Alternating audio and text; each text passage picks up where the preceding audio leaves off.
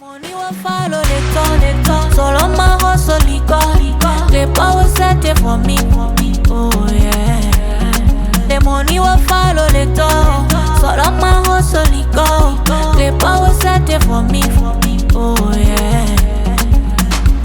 See, like your time, oh. Life like your time, oh. Like your time, oh. Life like your time, oh. Like your time, oh. Life like your time, oh.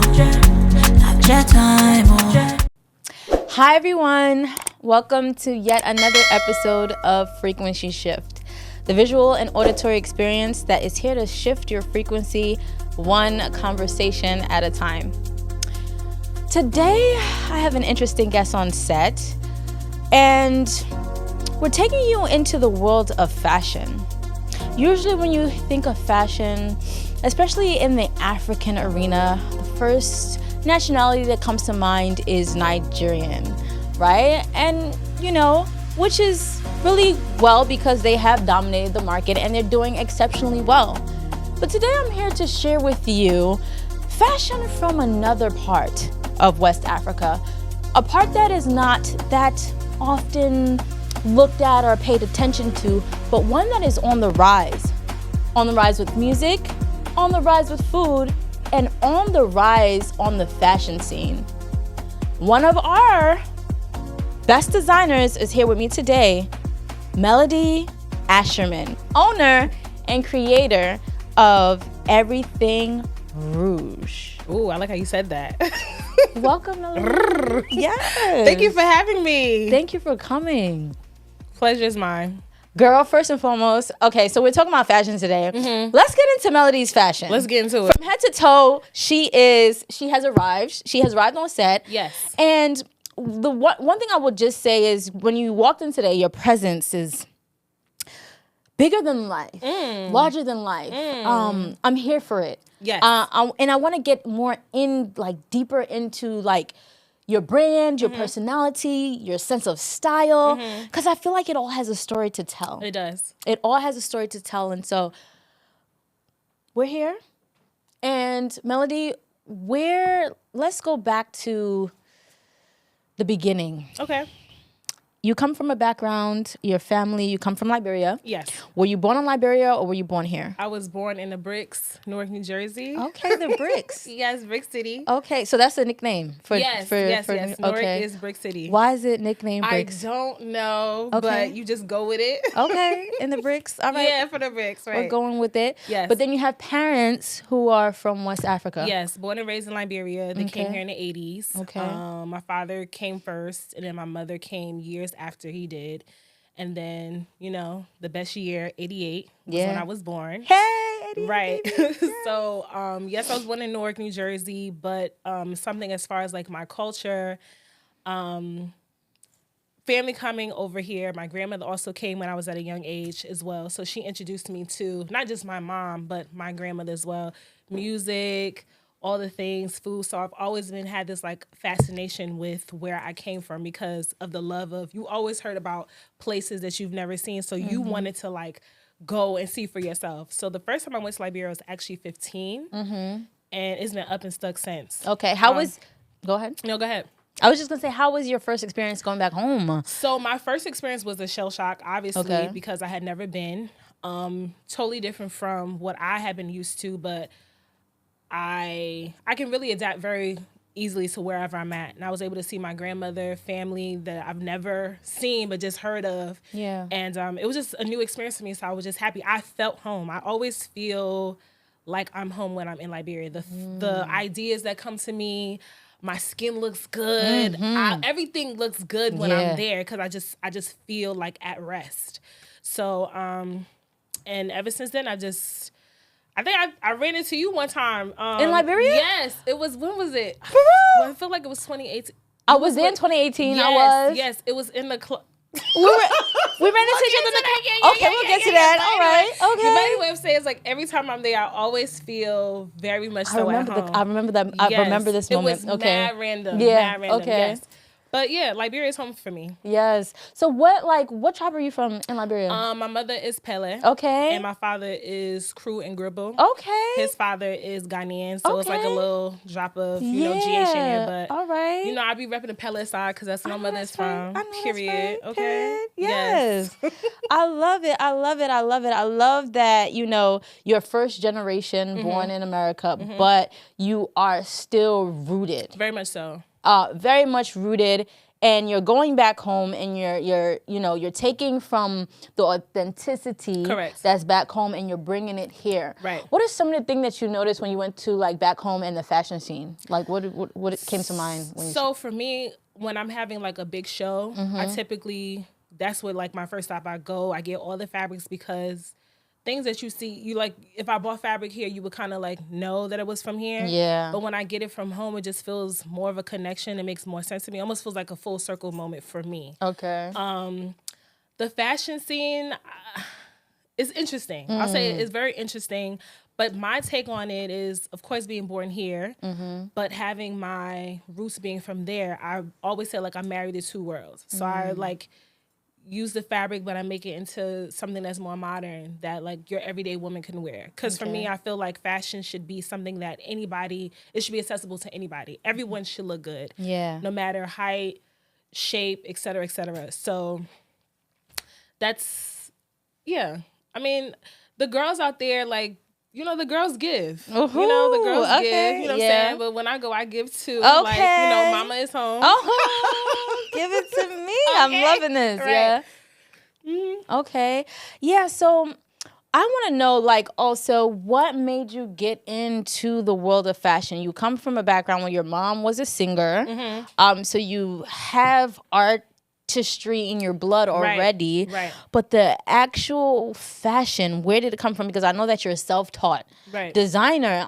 When did it start and how? So I actually went to Tuskegee University. Shout out to all the HBCUs. Okay. I actually went in for psychology. My mother is a social worker. So having that, I guess that background just kind of made it was okay, well, psychology makes sense. I wondering how people think, how they, come up with things. And I'm very interested on how people just move through their life. So psychology was something that I wanted to. I actually wanted to be a therapist. I still may tap into that, but we'll get into that later. But my second year at Tuskegee, I joined this organization called Riverview Modeling Troupe, where I used to put on shows, walk the walk. You know how I do. But something about that, it just ignited. I knew that I wanted to be in fashion, but I didn't know into what capacity. So I was do I want to do makeup? Do I want to do styling? Do I want to do design? But by my 30, I definitely knew that I wanted to be a designer.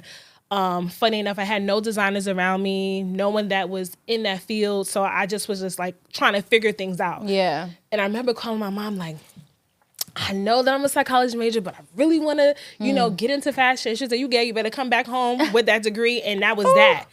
So I came back home with the psychology degree. Okay. And, but I still really wanted to do fashion. That was my calling. I felt very drawn to it. So I took some classes, I did a couple of shows, and then I think that's when it really clicks for her, oh, this is something that she is really into. So I graduated.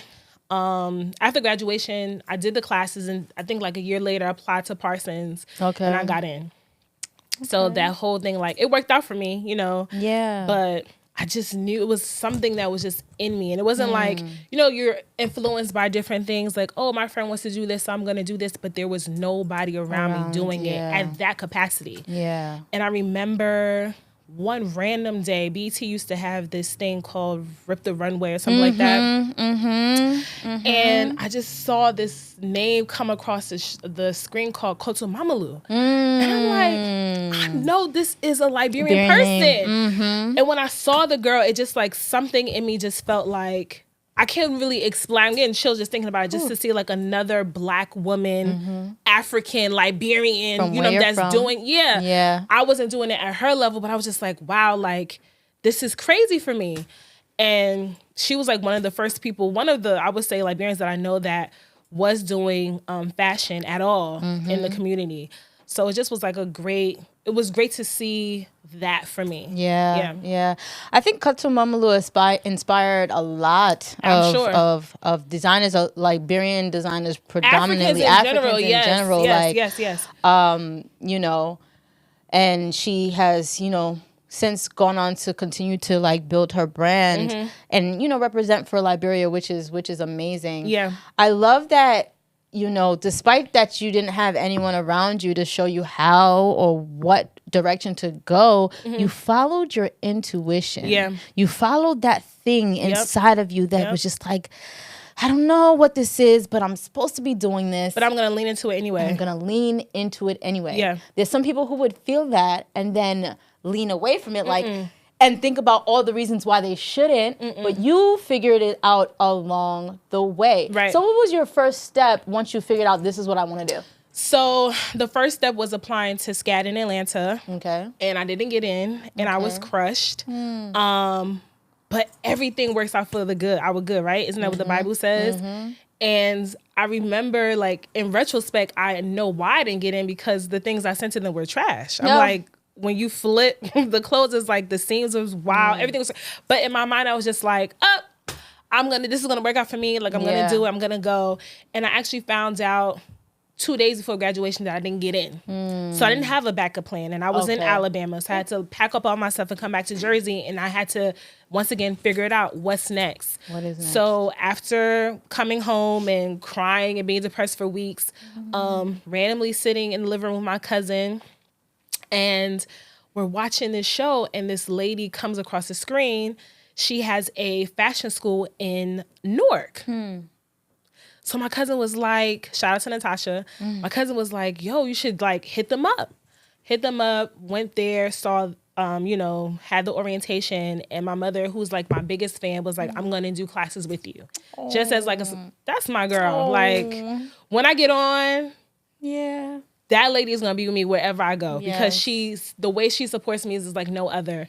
If I say I want to go to the moon, she will be like, how are we going to get there? What do we need to do? I love that. Right? So, after that, taking the classes, I think that's what really like propelled me to like, or pushed me to just like apply to Parsons. I'm like, why not? And I mean, Parsons is the #1 fashion school in the US. So it's like, no shade to SCAD, but by them telling me no, that pushed me to, you know, go to the top. Yeah. And thankfully I did, because I learned so many things while I was there, great people, et cetera, et cetera. So that was my first step, was applying to SCAD and getting that no. And then it was like the kick that I needed to be like, girl, we got to get on our Zoom at 10. Anyway. Right. Anyway, we're going to do it. We're going to do this anyway. Okay.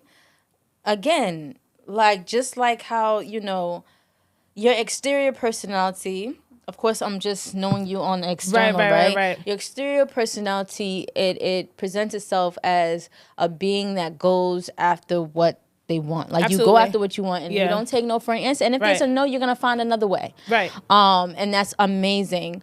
You created this brand, Everything RRouge. What year did you create it? And what made you decide to start that brand and name it Everything RRouge? So red is my favorite color. Okay. Right. Red is the color of love, the color of passion. Like you said, my personality, I'm very much so like a lioness. Like, if I want something, I'm going to get it no matter what. It's just something in me that I just like, I won't rest until I get it. So I'm like relentless. And to me, it just made sense, like Everything RRouge. Like, when I dress a woman, even if she's the quietest woman in the room, but it's like wearing a perfume. You don't say anything, but you walk in the perfume, it's like, oh my God, who is that? You want to know who she is. You want to be like, okay, like, you spent that type of money. Like, what type of coin you got? Like, you want to be this woman because she smells good. Yeah. People are attracted to confidence. So when I dress a woman, or when I design for a woman, I want her to feel her best and look her best. So it just made sense to me, like Everything RRouge, because red is like the center of attention. Yes. But the thing is, you don't have to be the loudest in the room to be that person. Oh, yes. And I think some people like get that misconstrued. It's like, no. I don't want the woman that's screaming in the middle of the room. I want the woman that when she comes in, she says nothing, but everybody's like, who is she? Talk about it. Talk about it. Talk about it. Talk about it. You know, that just spoke volume, right? Because a woman can have quiet confidence. And it doesn't mean that you're shy. It doesn't mean that you're timid. Right. It's that you know you're that girl. Yeah. And when you walk in the room, just like you said, you know you're that girl. And they know you're that girl. And they know you're that girl. Right. Oh, my God, Mel. I'm loving it. I'm here for it. I'm here for all the energy. So now Everything RRouge has started. You're having the brand going on. We know your source of inspiration is the blend between West Africa, you here in America. I've seen some of your pieces. They're very bold, right?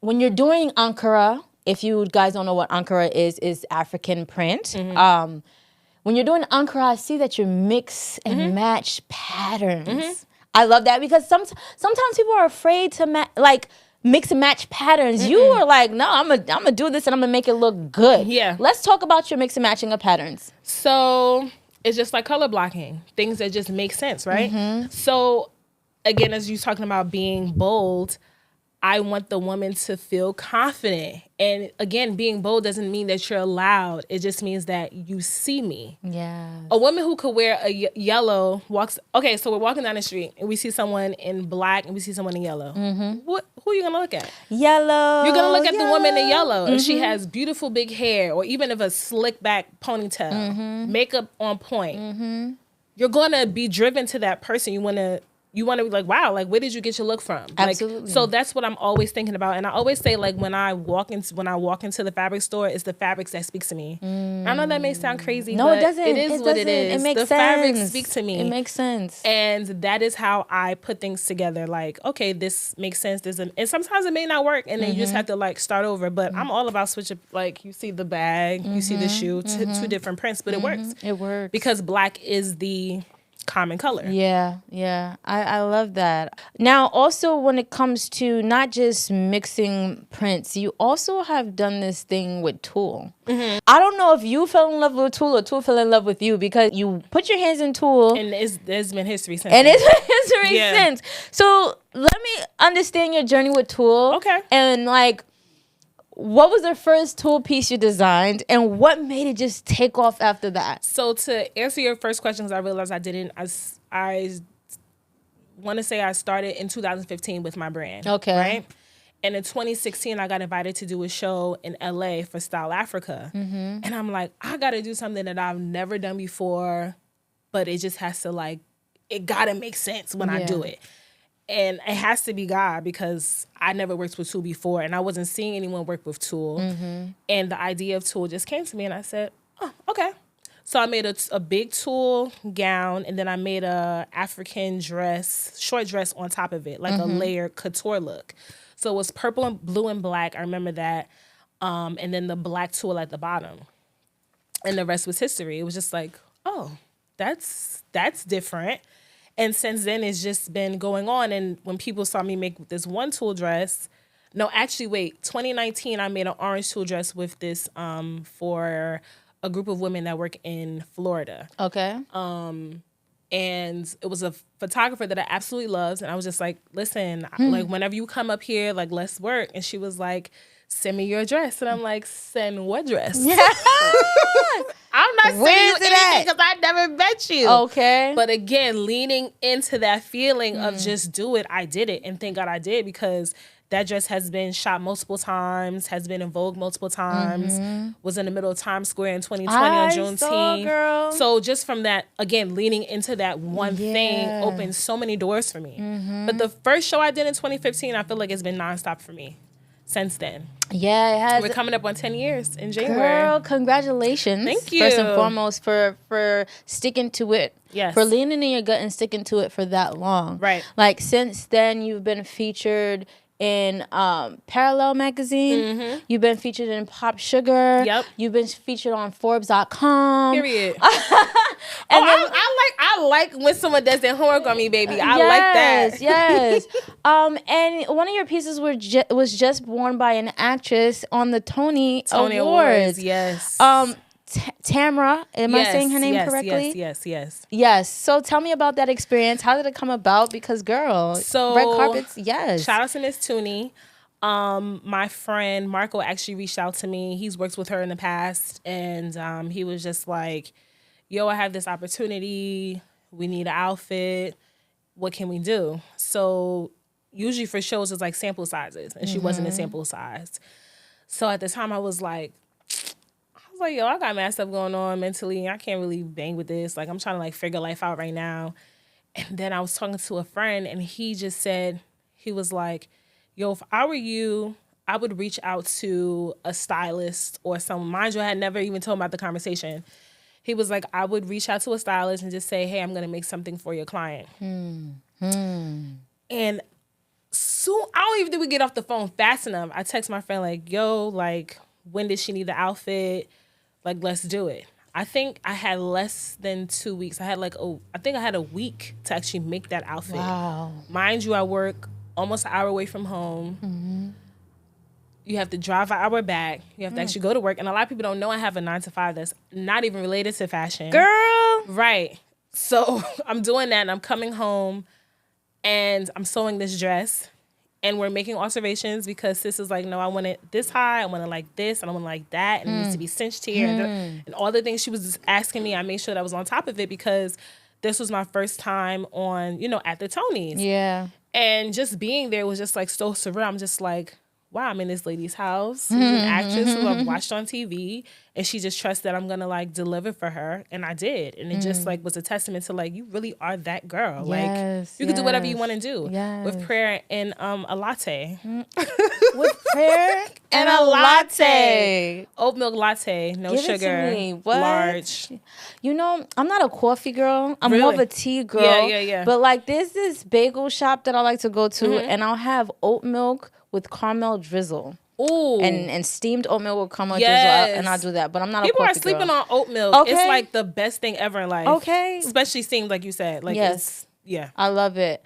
So Tamra Tooney wore your outfit, but you've also had your outfit on Lotto. Yes, I did. Girl, what's going on? Yes. Spill the tea. Another thing is like y'all need to check your DMs and your emails. It's so many opportunities in your DMs and your emails. Like, don't overlook anything. Don't think like, this person only has 2,000 followers. Never know who is so I'm not gonna. Yep. That person who got 2,000 followers may be the plug to Future. Yeah. Who knows his stylist. Like, you just never know. So I never try to like stunt on people like, they have less followers than me. Like, no, that person could change your entire life. So yeah. Interview Magazine, a girl, I think her name was Miso.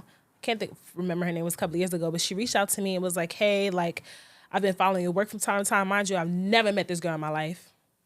You've been following my work? Oh, wow. Okay, that's cool.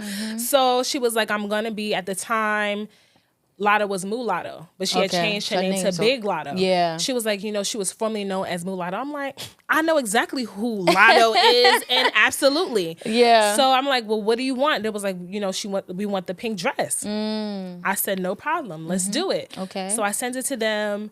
Like, I couldn't say anything to anybody. Because I'm the type of person, like, I won't say anything until it's done. Yep. Like, I think with this interview, I only told 2 people. Okay. Like, I'm going to wait till it's done so we know. Because then what happens, like, what happened to that Yep. interview you did? And it's like, girl, it never happened. Yep. So I don't like to talk about anything, especially with something as big as that. So sometimes when the pictures drop is when the same time I post it, when y'all find out, it's the same time that I find out as well. So when I tested, my phone was going crazy. Like, you didn't say anything that I'm like, I couldn't, because what if Lotto got there and was like, I don't want this dress. Yeah. So funny enough, the dress has like, it comes down, like it's like a 2-piece, but she wanted her abs to show. So the stylist text was, just so you know, like, we didn't cut the dress, but she wanted her abs to show. I said, whatever Lotto wants to do, let her do it. Yeah. Okay. And that was that. So it was with Interview Magazine. That was back in like 2021. So it's that's so beautiful. One, I want to go back to how you said that you didn't make any announcements until it was done. Right. I think even before that, you went back and you said, do not sleep on your DMs and don't sleep on your emails, right? Never. And that's important because there's times when people can look, just like you said, as someone who has like 2,000 followers and like turn their nose up. But it's not about the amount of followers you have. It's the quality of the type of people that are following you. You don't know who is who. And sometimes you people, I'm going to speak it. Sometimes you people miss out on opportunities because you have your nose so up in the air to smell yourself and you haven't even reached anywhere yet. Right. Be humble. Right. and you might be able to get some great things coming your way Right. that God has in store for you. Right. Let's go back to Right. I just had to address that because honestly, people, it's the truth. I don't sleep on. There's people who work for Vogue magazine who have less followers than me. Mm-hmm. But I can only imagine who follows them. Exactly. And who they know and who they work with Exactly. on a daily basis. So I think it's a big mistake when you don't respond to somebody because you feel like, well, what can they bring to the table? And I'm not saying that you should just work with anybody. Right. Because surely there's some photographers that I won't work with because I've worked with great photographers that has set a very high standard for me. And it's like, babes, if the work is not on this level, I can't do that. You should have called me back in 2016. which is understandable. Right. Yeah. But people, you just never know, like, somebody could be a great stylist, you know, you just don't know, like, who they've worked with. Yep. And stylists are the plugs, or makeup artists, or, you know, hairstylists are the plugs People because sleep they on can it. put you on to, oh, I know this person. I know her personally. Absolutely. How would you have not known that? You've never known that because you just felt like you was too good to work with this person. That's it right there. Then the second thing that you said was you didn't make announcements until it went through. I think that's also very important because in this day and age, not even this day and age, in general, you have to protect your space. You have to protect the things that you're working on because not everybody's wishing you well. That's That one. part. When it could fall, it could just naturally just not happen for you. It just didn't work out. And that's fine. Right. But there's also people who are looking to want you to fail, and that evil eye is a real thing. Babe. And you have to protect yourself from that, and y'all hear it when it's finished. That's like saying, like, oh, I'm pregnant. I've been praying to be pregnant. Me and my husband have been praying to have a child. And I'm 7 months pregnant, right? Am I going to go to a club and go do the absolute most or jump off of a plane? Right. I'm going to protect my body. I'm going to protect my baby because I want it to have I want her to be safe, a safe delivery for the both of us. Yeah. That's the same thing with a plan. Yes. Sometimes you're right at the tip. Like you're right there, but because you opened your mouth to say something, now it doesn't happen. And then what happens? And it's like, oh, what happened to such and such? What'd you do with such and such? What happened to that dude you just talking? Hold on. First of all, I haven't spoken to him in 20 years now. Okay. As soon as I was so comfortable and confident, and now we're no longer together. Yeah. Or, that interview that I had last week with the job that I really wanted, I didn't get it.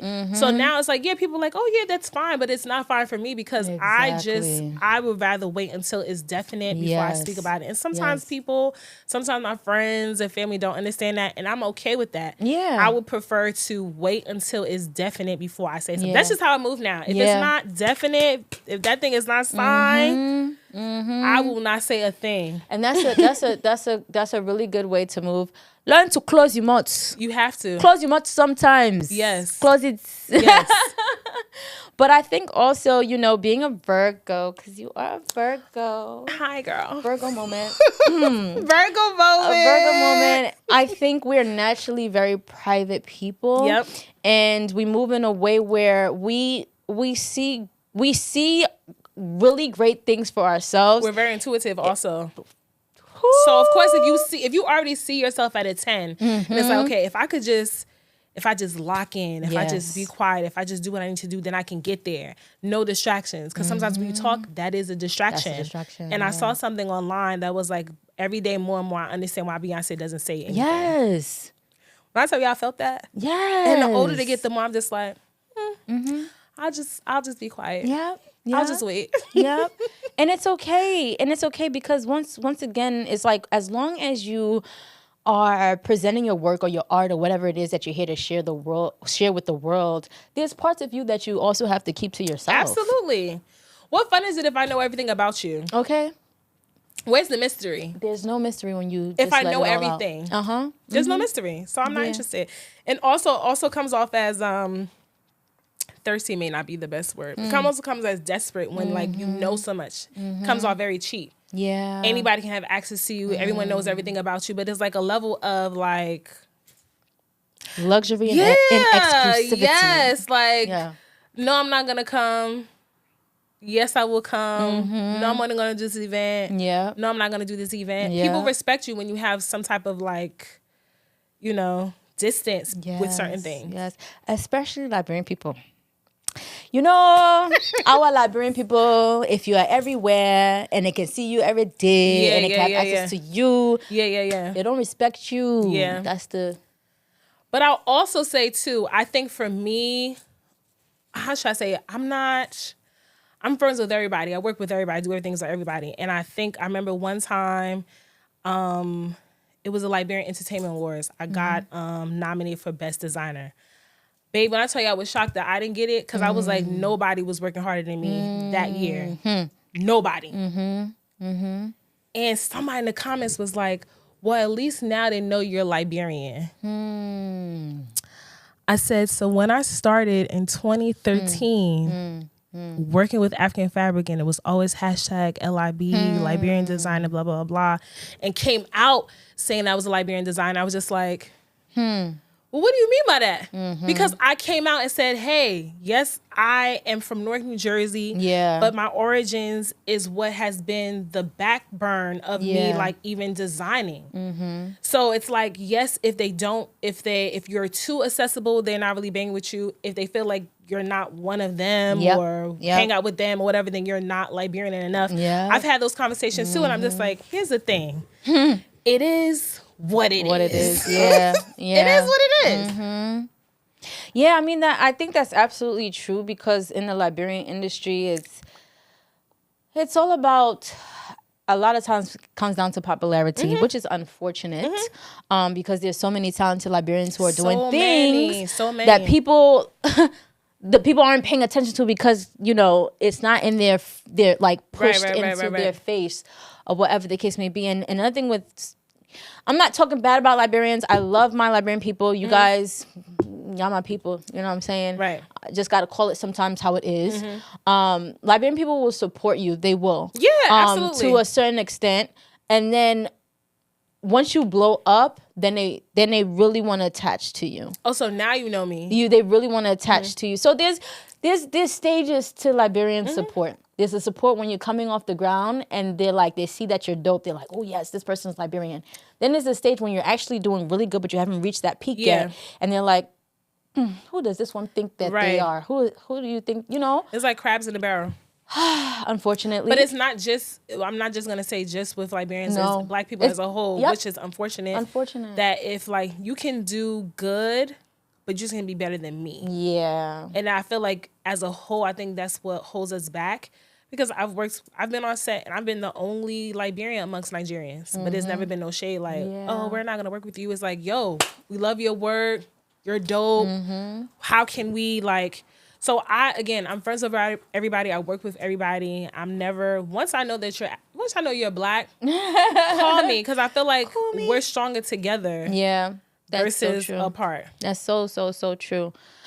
Melody, recently your work was featured in Newark Museum of Art. Yes. And again, you're from Newark. Yes. And then years later, you have your work featured in a museum from the town that you're in. Right. I saw that you had a moment that you were crying with your mother at that exhibit.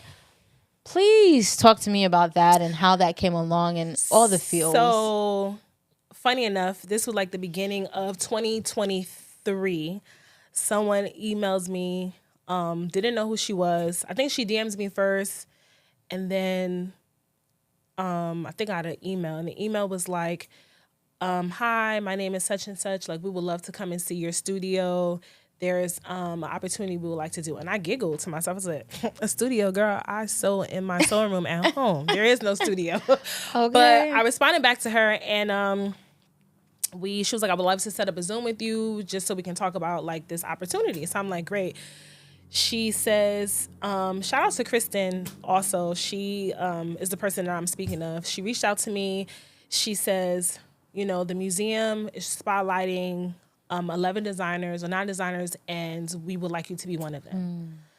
And first of all, I was like, again, can you imagine from February 2023, you can't say anything. Yeah. You just have to sit on that information. Yeah. I think that was the longest thing that I've like had to not say anything. And I just was like gagging like every time they reached out to me. Okay. So I'm like, absolutely. What is it that you want? The people did their research. Things that I have forgotten all about.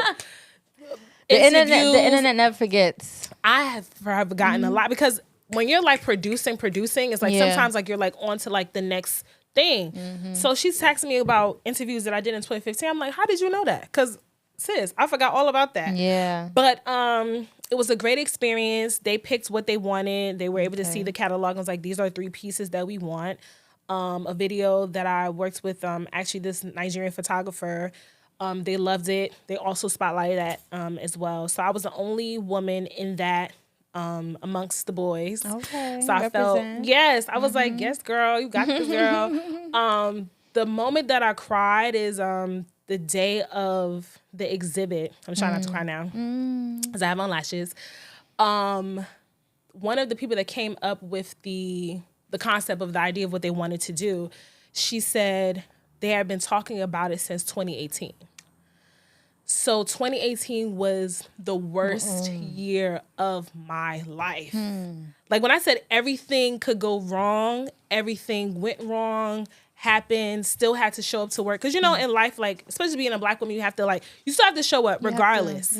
So you said yes to other things. You have to go to work. You're a bridesmaid. You're a friend. I'm this to all these other people. But internally, like, my life is crumbling.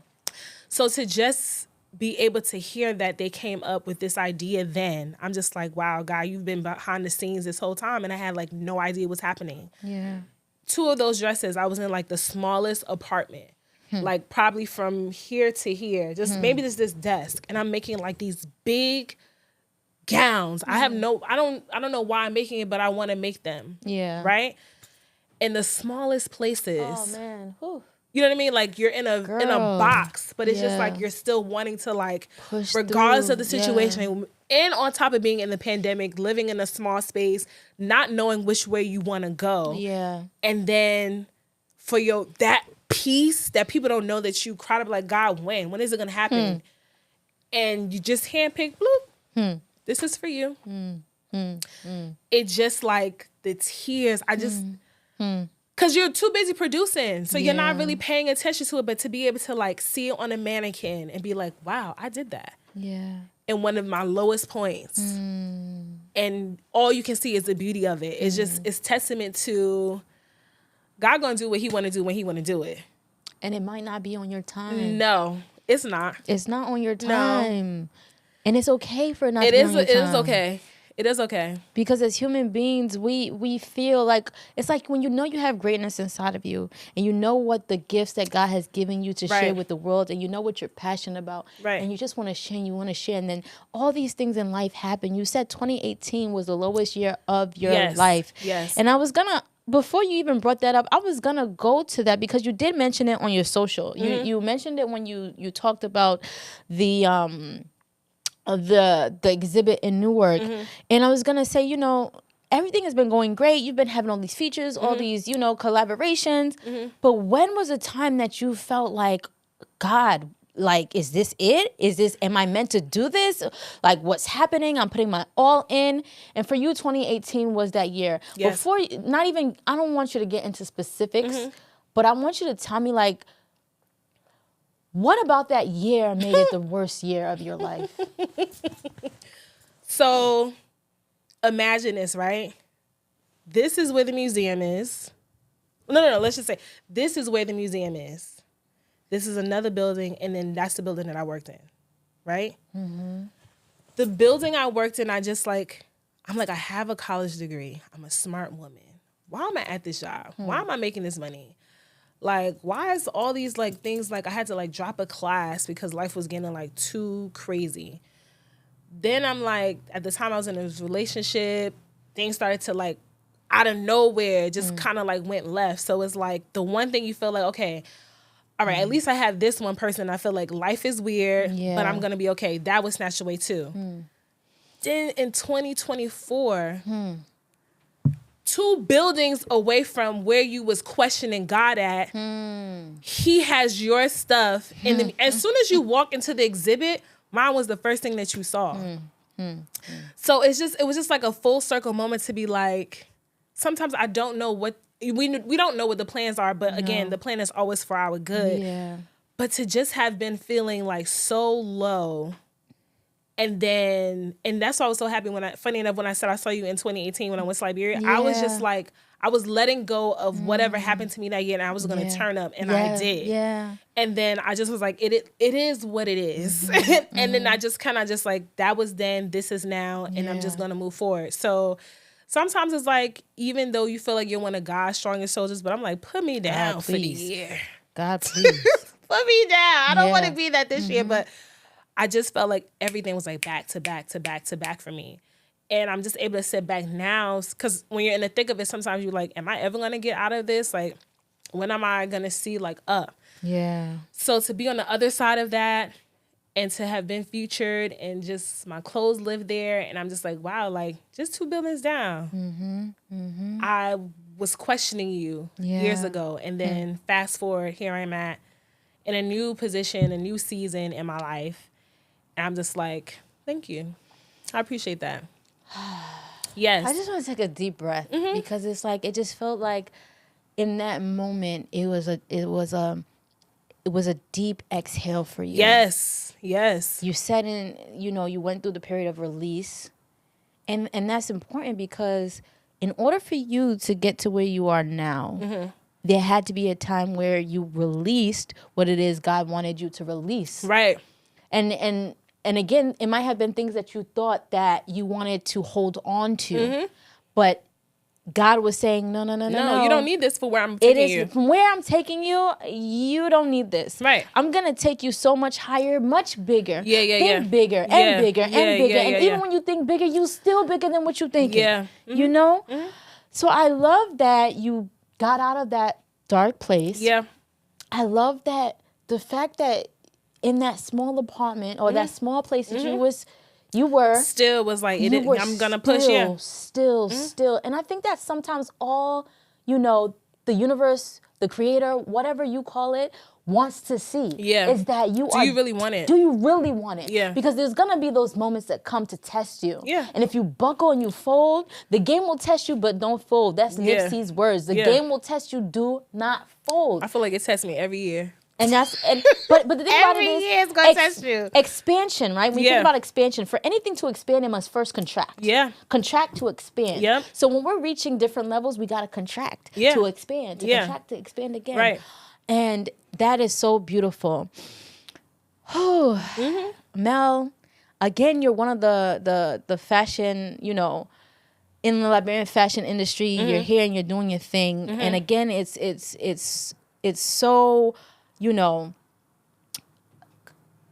I want to say not congested into just one area, but for Liberia, what do you see for the world of fashion? What are you gonna bring, and what do we have to look forward to? Because you started with this light that you have, and you're carrying this around, but you gotta keep going. Oh yeah, I would say this is not even the tip of the iceberg. I'm just getting my feet wet. Okay. But I definitely would love to one day just work with creatives that are there, because last time I was there was in 2021. I met this dope videographer. I can't think of his name right now.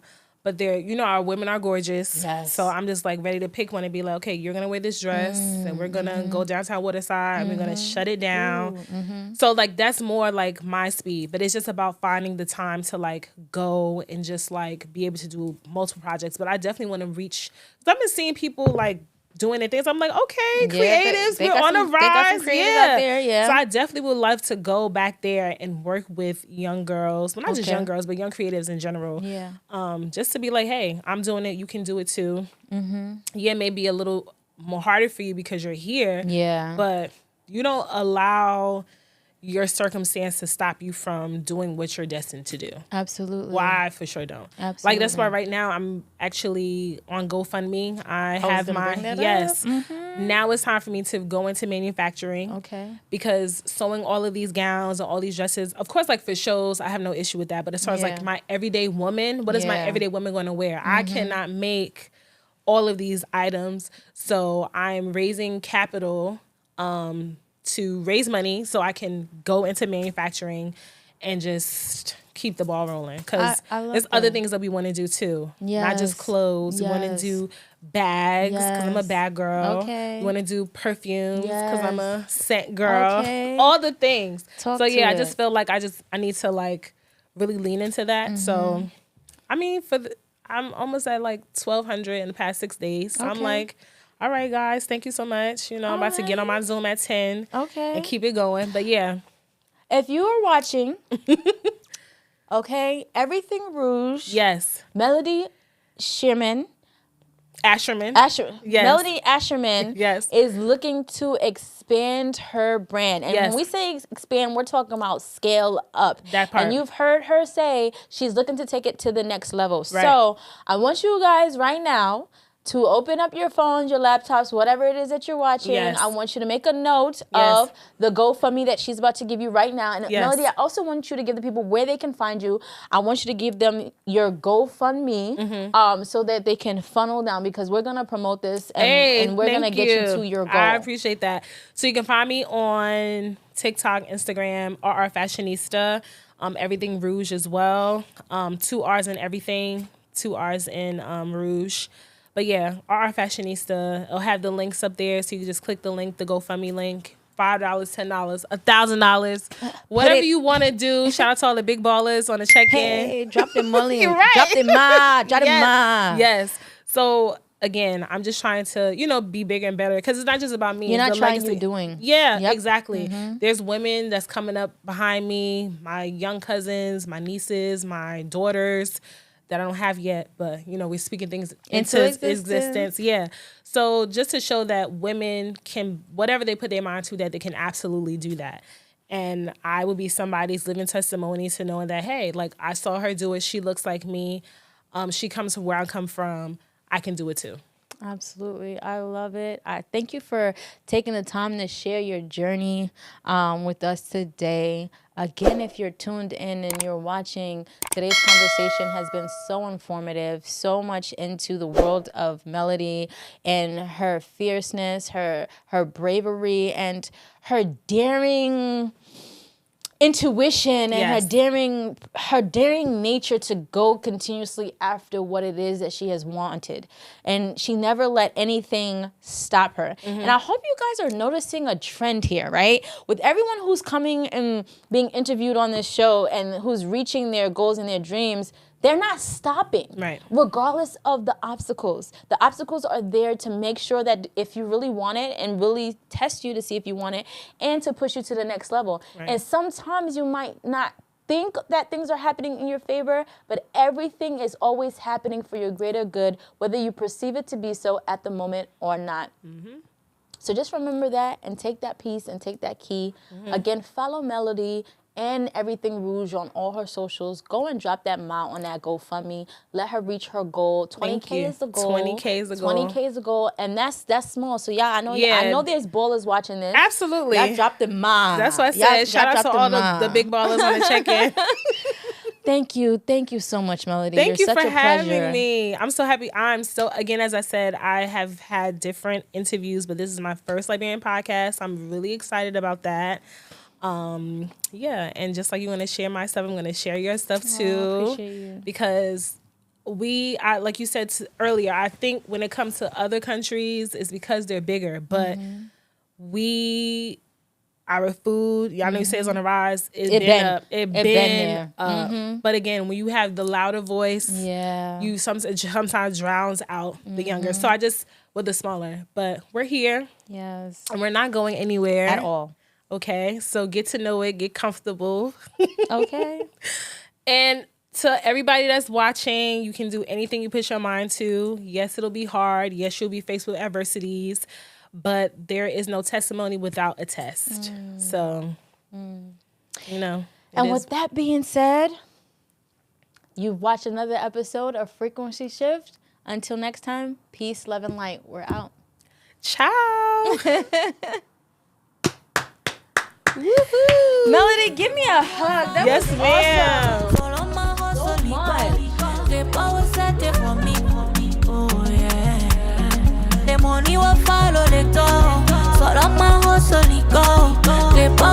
it for me, oh yeah. See, like jet time, oh, live like jet time, oh, like jet time, oh, live like jet time, oh, like jet time, oh, live like jet time, oh, like jet time, oh, live like jet time.